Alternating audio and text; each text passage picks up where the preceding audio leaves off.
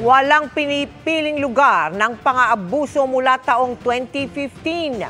Yan ang reklamo laban sa isang lalaki sa Quezon. Ang mga biktima, menor de edad na anak ng kanyang kinakasama, pati bunso nitong kapatid. Nakatutok si John Consulta. Exclusive. Mula sa magkabilang direksyon, dahang-daang nilapitan ng mga pulis sa kakahuyang ito ang nakaasul na t-shirt na target ng kanilang operasyon. Pero nang makaramdam na may ibang tao, bigla itong nagtatakbo.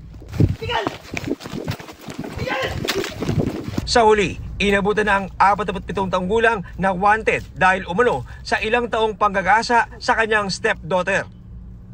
After nung buong may file namin yung kaso, continuous monitoring naman po tayo dun sa suspect kasi nasa area naman po ng makalilan yung tao.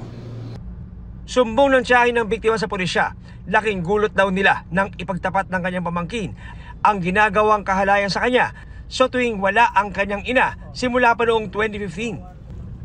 Sa loob ng isang linggo, 3 beses siya ginagalaw nung stepfather niya. Nagagalit daw po siya, ayaw niya pumayag pero pinipilit pa rin daw po siya nung stepfather niya.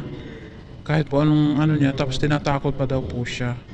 Malungkot po siya, tapos palagi siya, minsan natutulala siya, tapos lagi po siyang umiiyak. Yung krimen is nangyayari sa bangka, kung minsan sa bahay, minsan sa mga kakahuyan kung saan niya pinapupunta itong bata. Nagsumbong sa nanay pero hindi pinakinggan yung nanay. Sa pag-iimbestiga ng pulisya, may nadiskubre pa silang ginagawa ng suspect sa anak ng kanyang kinakasama. For 9 years, siyang nilampastangan itong stepfather na ito. Na ngayong this coming June ay nakatakdang mga anak itong biktima natin.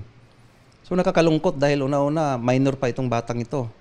Ang nakakadismaya pa lalo nang malaman natin na yung bunsong kapatid niya ay ginagahasa din ng stepfather niya. Sinusubukan pa namin kunan ng payag ang suspect na nakakulong ngayon sa BJMP sa Gumaca, Quezon habang hawak ng DSWD ang 17 taong gulang na biktima. Para sa GMA Integrated News, John Consulta, nakatutok 24 oras.